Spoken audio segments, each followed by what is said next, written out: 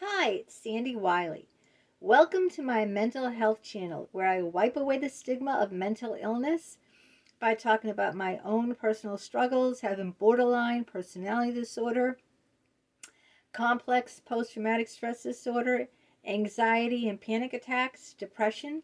I talk about narcissism and my narcissistic mother who abused me. I talk about schizophrenia and my schizophrenic father, and I wrote a book, Life with My Schizophrenic Father, and the link to that book and all the other books are down below in the description. They're all available on Amazon. And I talk about my unethical psychologists, and I've written books, emails of an unethical psychologist. All these books on this shelf are from my unethical therapies who sexually abused me. And I talk about a plethora of other mental related topics. But I only come on here as a former patient of almost 20 years.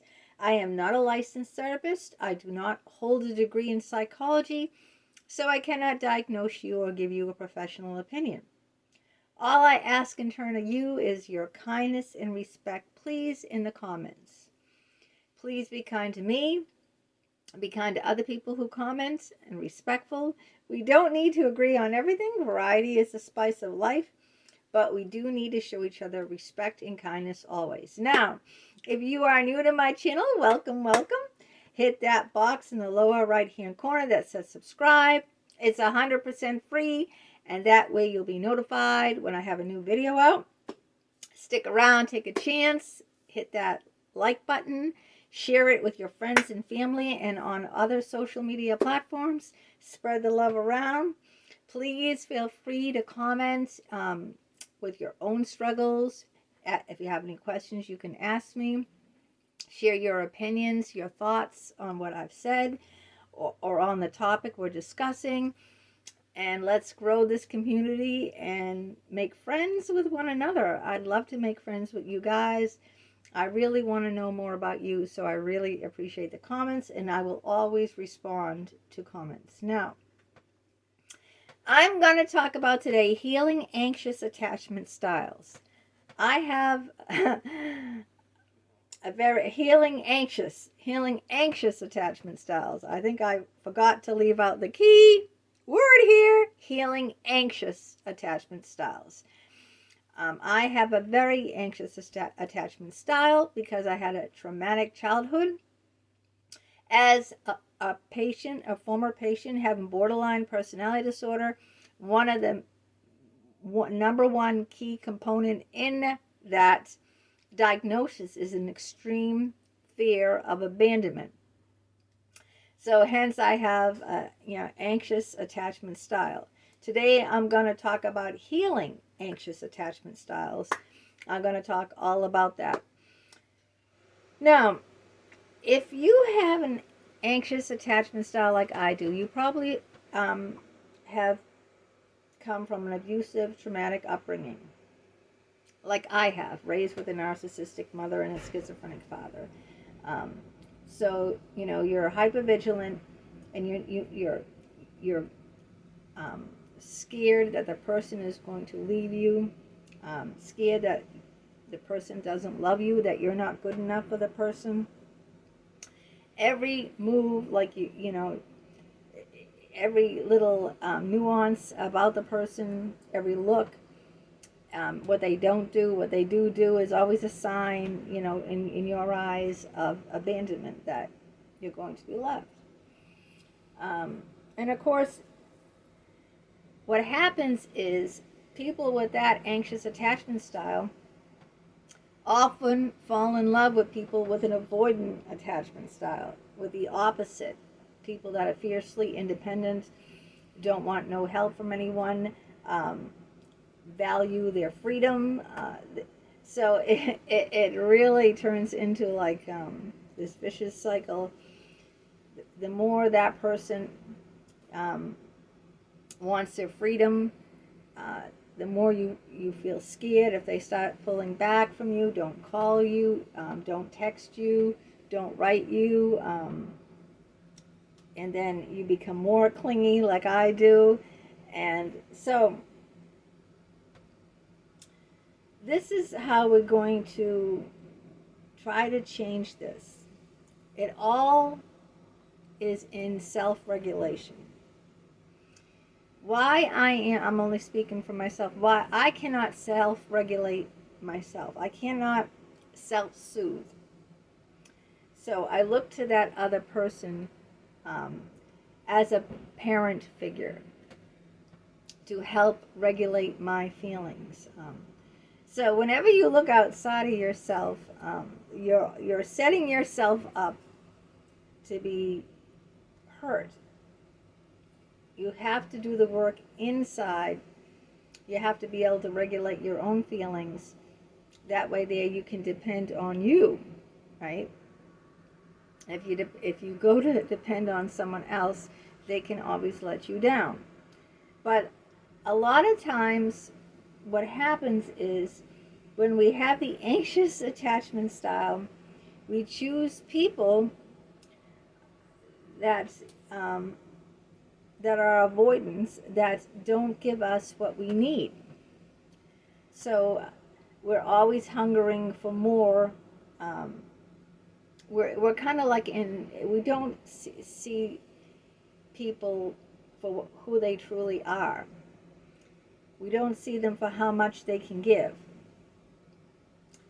We're not really listening to them or even respecting their boundaries. And I know that might sound harsh, like, what are you saying, It's our fault because we're anxious. You're saying we don't respect their boundaries, but everyone has different needs, okay? And someone might not, might think that your needs are overstepping theirs.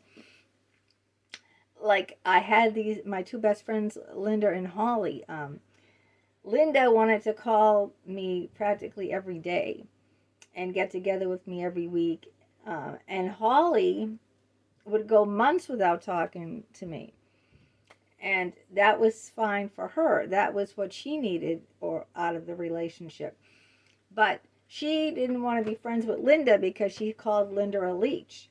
Because Linda required more out of the friendship. Like some gal pals can talk every night, and that's fine. Others maybe once a week. Others maybe once every several months. But you have to respect the person's autonomy. So if your friend doesn't have the time, they have a career, they're furthering their education, going for their masters, or they have children, a big family, they don't have time to talk every night, every day, then you have to respect that. Or same with your boyfriend or your girlfriend. If they can only see you on the weekends because, they're juggling two jobs to make ends meet, or whatever it is, you have to respect the other person's autonomy. You have to respect the other person's boundaries where they are in the relationship. And I think what happens with like someone with my type of attachment, my anxious attachment, is because I can't self-regulate. I can't self-soothe myself. I'm looking to the other person as like a parental figure, like a daddy, the daddy that left me, the daddy that abandoned me and went away, or the daddy that wasn't there. He was off and on, whether he was on his medication or off his medication, depended on what kind of daddy I was going to have, and I never knew which one.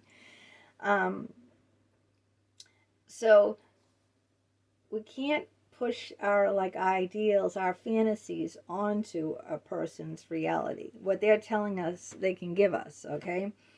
Because if we do that, then we're destined for failure in the relationship. We have to listen to what the person is actually telling us that they can give us, and not push ourselves further, wanting more and going after more, and then they pull away, and then we become clingy and scared, and it's kind of like we're driving them away. And I'm only speaking from personal experiences. I used to, I could never self-soothe, never. I did not have object permanence. Now that's just a fancy psychological term, object permanence, meaning that a child knows when a child that doesn't have object permanence thinks that when mommy drops the child off at the daycare, that mommy's going to be gone forever. Mommy's never going to come back. Having object permanence means that, mommy drops me off at daycare or kindergarten or whatever, preschool, and I know after a few hours or whatever, mommy will come back to pick me up. Just like if you take a child's blanket or toy, you take a child's toy and, hide it or put it in a box. The child knows that the toy, just because the child can't see the toy, they know the toy is still there. It's in the toy box, right? You take the child's toy and put it in the toy box and close the lid. A child that does not have object permanence will start screaming because they can't see the toy in front of them. They can't hold it. But the child who does have object permanence will be able to know, well, the toy is in the toy box and I can get it anytime I want to. So when I can't self-regulate, I can't hold that person's love and care for me in my heart. I must have that person in front of me because I don't have any object permanence, okay? Just psychologically, it must have been when I was a child, in that developmental stage, I was abandoned. So I never learned it as a child. Like children with healthy parents and a healthy upbringing will learn that. But because my daddy left and was gone, I never learned that. So as an adult, I formed anxious attachments.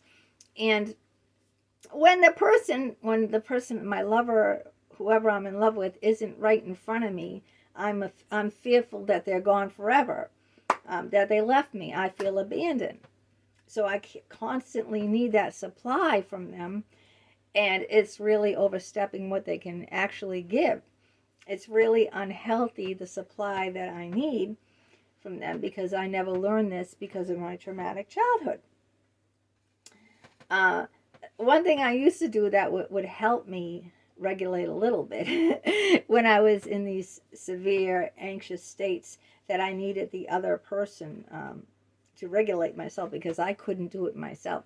I couldn't regulate myself, is I would have a picture of them, of the object of my affection. At the time, it was different people at different times. I don't do this anymore, by the way, but I used to. Always carry a picture of them. And whenever I was feeling anxious and that I needed their presence, I would, have the picture out, and I would use that picture. Like a child would have their blanket out as their object, of love or comfy, the security and comfort of the blankie. I would have the security and comfort of the person's picture that I loved, so that when I couldn't see that person, the picture was kind of my security, my security blanket. And that was one way that I used to self-regulate without bothering the person, constantly barraging the person with phone calls or demands or, text messages.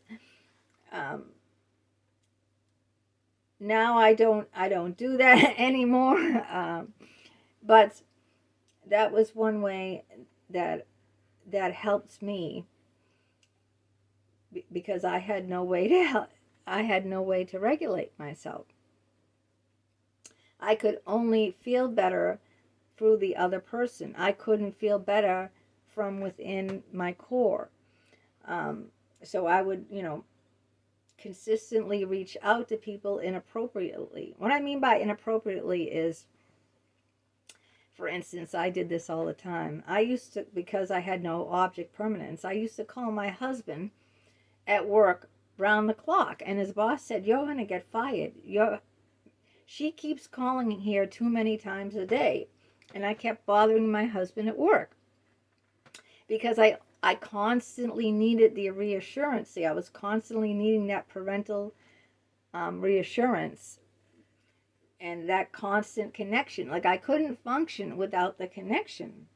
I constantly needed, to, if the person wasn't with me physically, that to hear the person's voice, And I kept calling, and this was way, way back.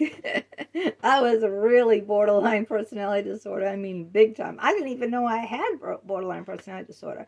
I mean, wasn't even aware that what I was doing wasn't right.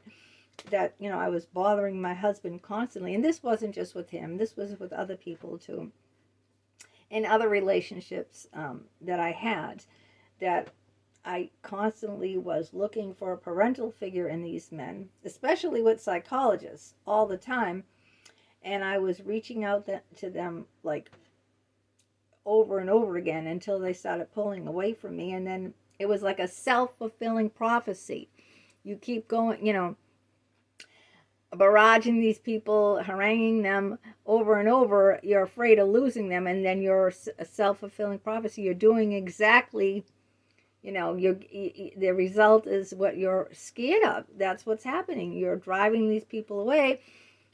And what you're the most afraid of, you're creating yourself. You see what I'm saying? So we have to learn the ways to self-soothe so we don't drive other people away.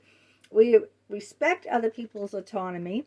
We respect other people's boundaries. We realize that not everyone wants the same kind of relationship or the same kind of, just like with sex. Some people want sex once a day.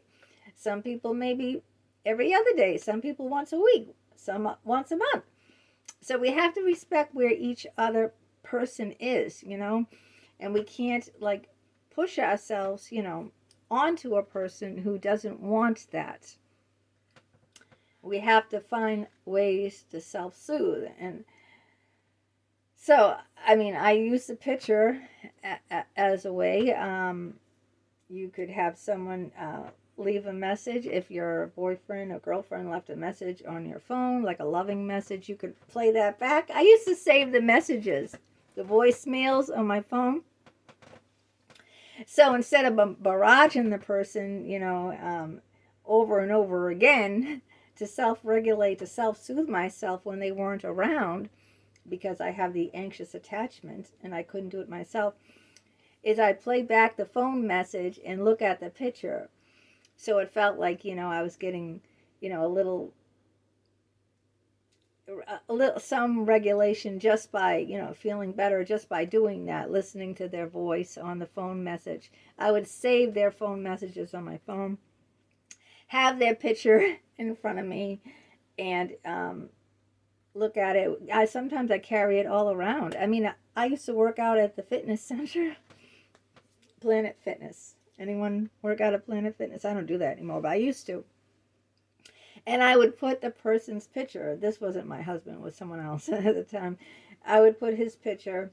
I'd be on the treadmill and I'd put his picture right there. And then I'd play music. And I'd play all the songs that reminded. You know how you have songs remind you of a person you love? I mean, I do. I have songs about everyone I love. There's certain songs that remind me of that person. And I would play them over and over again and look at the person's picture while I'm working out on the treadmill. And that would be a way to, to soothe me without bothering the other person constantly, calling up or, texting. And, so that's just some ways that helped me at the time.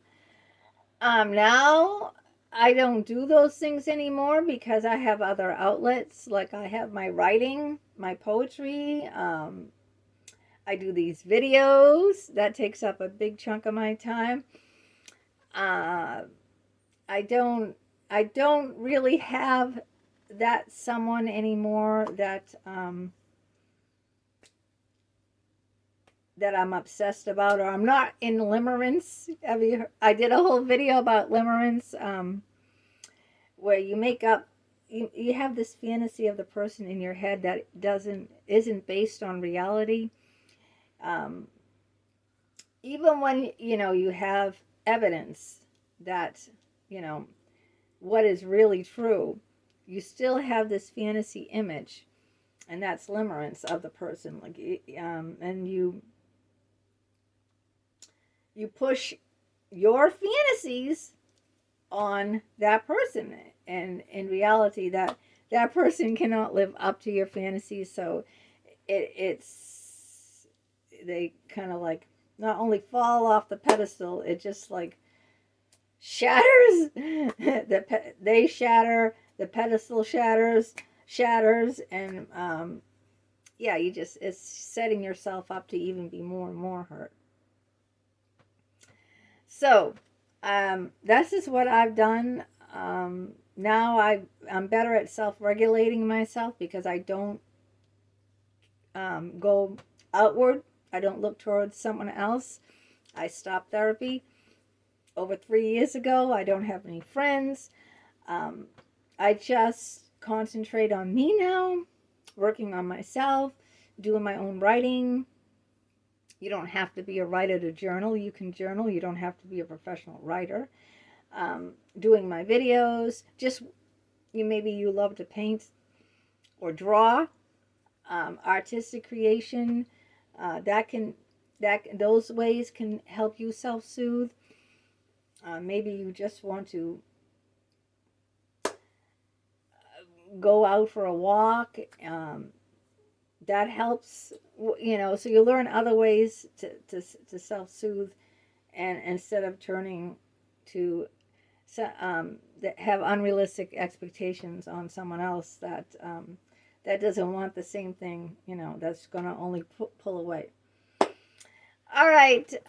Tell me what you think about it. Tell me if you're an avoidant, if you're an anxious attachment. Maybe you have better ways to self-soothe, or maybe let's have an ongoing discussion and talk about it. I want to hear from you. Please write in the comments. And until next time, you have a great day.